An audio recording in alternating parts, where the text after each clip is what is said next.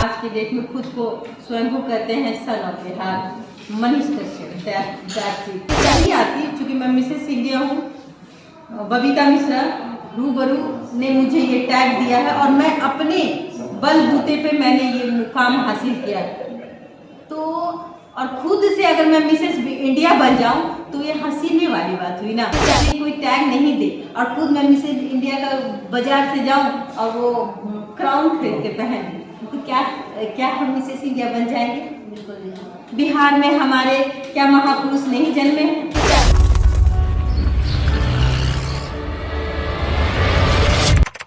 नमस्कार, प्रणाम। Live blog news और ओपन माइक न्यूज में आप सभी का स्वागत है। मैं आपके साथ हमारे साथ जो चेहरा बैठी हुई है बखूबी आप इस चेहरे को कहीं ना कहीं अब तक देख चुके होंगे, क्योंकि बहुत ज्यादा फेमस और पॉपुलर चेहरा हमारे साथ बैठी हुई है। मिसेस बिहार का खिताब जीतने के साथ साथ मिसेस इंडिया का भी खिताब जीत चुकी बबीता मिश्रा जी आज बहुत बड़े सवाल और बहुत बड़ा मुद्दा लेकर प्रेस कॉन्फ्रेंस रखा था इन्होंने, और जिसमें बहुत सारे सवाल हुए। 11 पन्नों का पेज दिया, जो अगर आप पढ़ेंगे तो बहुत सारे क्वेश्चंस आपके जहन में भी आएंगे।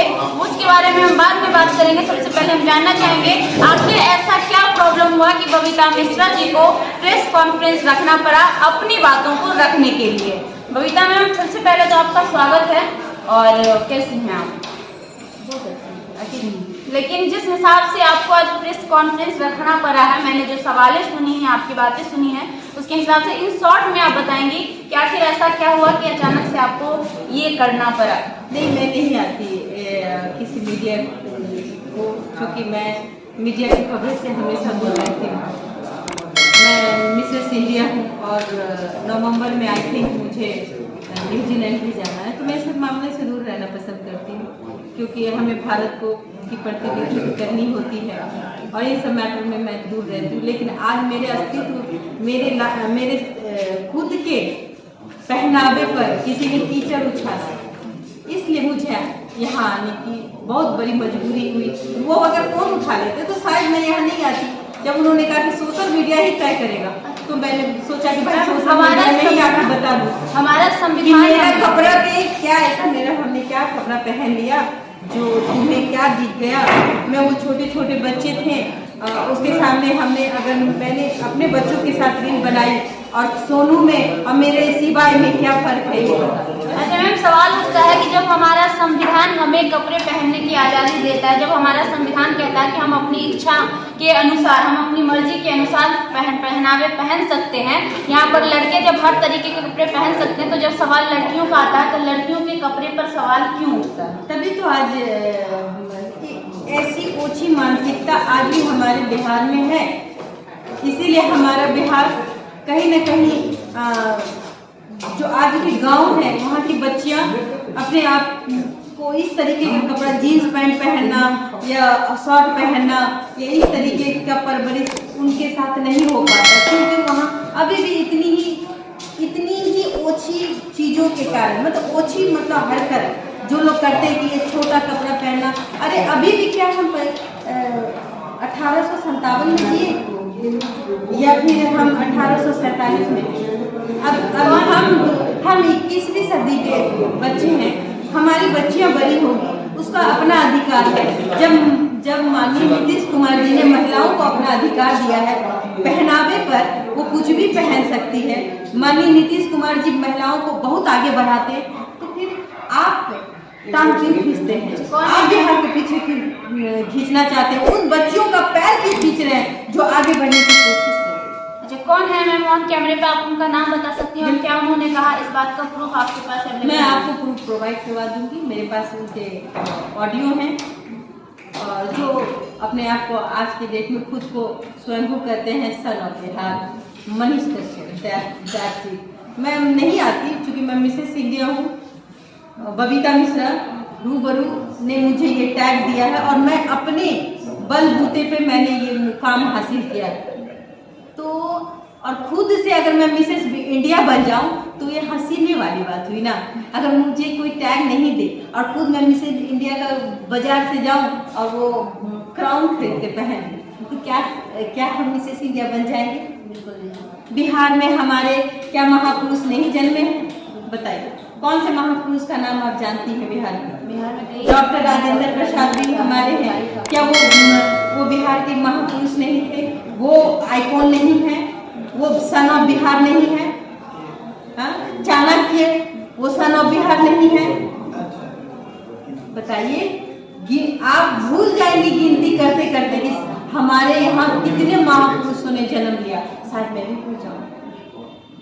प्रेस कॉन्फ्रेंस में आपने एक बात और मेंशन किया था मैम कि सोनू जो कि नालंदा का एक छोटा बच्चा है, हालांकि उसके अंदर वो टैलेंट थी कि सबसे पहले तो उसने खुद की पहल की अपने आप को आगे लाने में, कि उसने इतनी बड़ी हिम्मत दिखाई कि मुख्यमंत्री जी के सामने आकर उसने अपनी बात को रखा। जहां बड़े बड़े डर जाते हैं, सहम जाते हैं, वहां उसने ये साहस दिखाया। उसके बाद अनेकों लोग, अनेकों मैं एक नहीं कहूँगी, अनेकों लोगों ने उसके उस साहस को आगे बढ़ाने में उसका काम किया। लेकिन इसमें भी बहुत बड़ी राजनीति शुरू हो गई। लोग अपने आप को क्रेडिट देने में लग गए कि हमने किया, हमने किया, हमने किया। अभी जो ऑनलाइन में अगर वो पढ़ रहा, तो मैं जानना चाहूंगी इसमें कुछ भागीदारी हमने देखी थी सोशल मीडिया के माध्यम से, आपकी भी थी, क्या भागीदारी थी? ऑन कैमरे पे एक बार बताएंगे।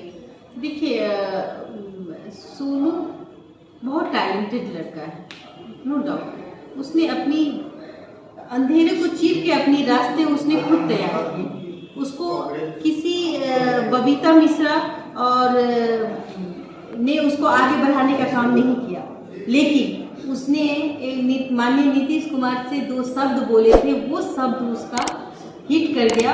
और बड़े बड़े चैनल ने सबसे पहले, जिसमें न्यूज 18 आता है, जिसमें जी न्यूज आता है, जिसमें एवरीथिंग जो रीजनल चैनल है, उन्होंने दिखाया। और उसके बाद उस बच्चे की प्रतिभा इतनी थी कि बड़े बड़े चैनल ने कवरेज करना शुरू कर दिया। उसके बाद जितने भी हमारे रीजनल चैनल है, पोर्टल है, सबने भी उनको बढ़ाने का एक बड़ा योगदान दिया। और उसके बाद जब सबने बढ़ाने का योगदान देने के बाद बात आती है कहीं एडमिशन कराने की, तो एडमिशन का प्रक्रिया ऐसा होता है कि आदमी डरने लगता है जब इतना पॉपुलैरिटी हासिल हो जाती है, और जब इतना कुछ उसके सामने आ जाता है कि ये भी स्कूल है, वो भी स्कूल है, यहाँ से भी ऑफर है, हमें पूरे देशों विदेश से ऑफर आ रहे हैं। तो ऐसे में बच्चे जो है ना भटक जाते हैं, कौन से स्कूल। उसका तो एक ही इच्छा था कि शायद वो किसी सैनिक स्कूल में पढ़े, लेकिन वो नहीं हुआ इच्छा। लेकिन उसके अलावा भी इसके पास बहुत सारे ऑप्शन थे। एक सोनू सूद का ऑप्शन भी था स्कूल में, जिसको कह सकते हैं कि सोनू सूद का ऑप्शन। सोनू सूद तो छोड़ दीजिए, मैं जब उसके साथ गई तो हमारे RK सिन्हा साहब जो बहुत अच्छे आदमी है, बहुत अच्छे आदमी है, वो उसके भी स्कूल में गई, उन्होंने भी मान सम्मान किया। कुछ कारणवश उन लोगों का अपने घर का मैटर था, लिखित नहीं मिला, जिसकी वजह से वो नहीं पढ़ा। अच्छा मैम, एक बहुत बड़ा सवाल उठता है कि जब सोनू की बात आती है तो सारे लोग कहते हैं कि हमने उनका मदद किया ऑनलाइन तक पहुंचाने में, या फिर पढ़ाने में, या फिर बहुत लोग कहते हैं हमने उनको गोद ही ले लिया था। यहाँ पे एक बहुत बड़ा सवाल, आपको ये नहीं लगता है कि बिहार में हजारों सोनू हैं? जब 1000 लोग एक सोनू के लिए क्रेडिट ले रहे हैं, तो 1000 सोनू को क्यों नहीं सारे लोग पढ़ा दे रहे हैं? बिहार में ऐसे कई बच्चे टैलेंटेड भरे पड़े हैं जो आज भी मोहताज है कि उन्हें 2 कॉपी और 2 कलम अगर नसीब हो जाता ना, तो जब इतने लोग एक सोनू को पढ़ाने की दावा कर सकते हैं, तो बाकी जो 1000 सोनू हमारे बिहार में है उसको क्यों नहीं भेज रहे हैं पढ़ाने के लिए हर एक इंसान? बिल्कुल, आपने एकदम सही बात कही। मैं भी इसकी पहल करती हूँ।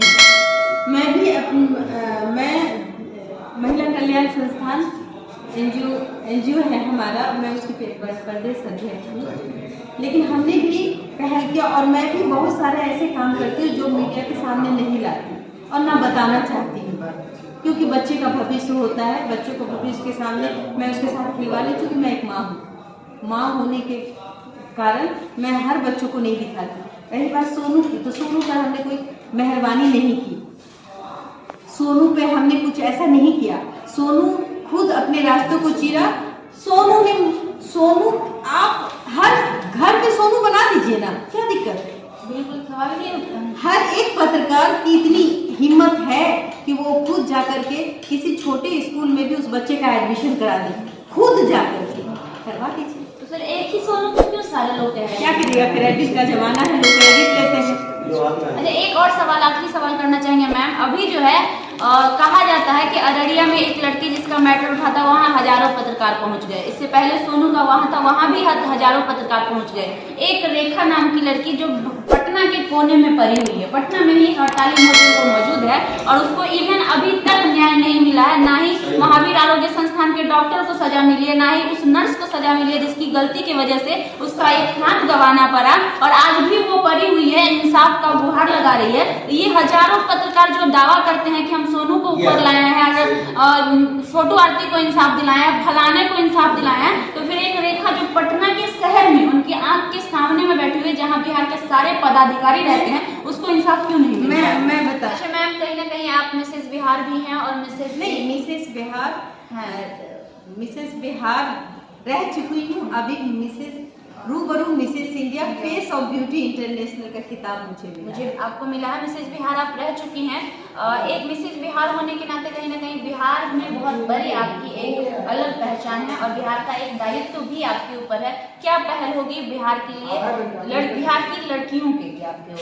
हम कहेंगे कि बिहार की लड़कियों को डरने की जरूरत नहीं, इसलिए नहीं डरने की, जब जिस दिन आपने डरा आपके कदम वहीं रुक जाते हैं घर के दहलीज के अंदर। आप मत डरिए।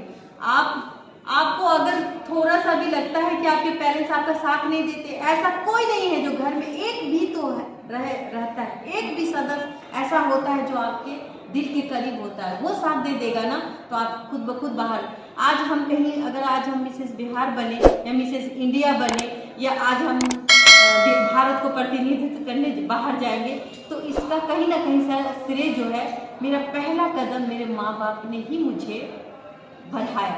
और माँ बाप से बढ़कर आपका दोस्त तो कोई हो ही नहीं सकता, बाकी तो सब आपके दुश्मन ही होंगे। माँ बाप आपका दिल, आपने माँ बाप का अगर सम्मान किया तो माँ बाप आपको उस सम्मान के हकदार बना ही देंगे। बस मैं बच्चों से अनुरोध करूँगी, कभी मत भटकना।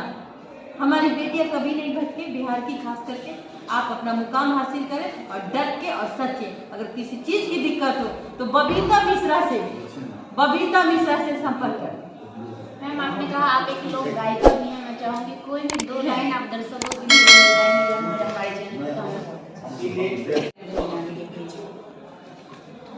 ले चला पटना बाजार हो, जिया ना लागे नंदी। ले चला पटना बाजार हो, जिया ना लागे नंदी। ना लागे नंदी, ना लागे नंदी, ना लागे नंदी, ना लागे नंदी। ले चला पटना बाजार हो, जिया ना लागे नंदी। क्या बात है, कितनी खूबसूरत आप मुझसे बबीता मिश्रा जी जो कि मिसेस बिहार रह चुकी हैं और अपमान भी अभी मिली इंडिया का खिताब भी जीत चुकी है के माध्यम से।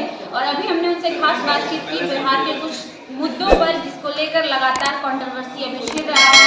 बहुत सारे लोग बहुत तरह के प्रत्यारोप आरोप कर रहे हैं, जिसमें कहीं ना कहीं बबीता मिश्रा जी के साथ भी कुछ ऐसा चीज हुआ था जिसको लेकर आज उन्होंने प्रेस कॉन्फ्रेंस किया था। और प्रेस कॉन्फ्रेंस का जो मुद्दा था मैंने साफ कोशिश किया तो आपके तक पहुँचाने की।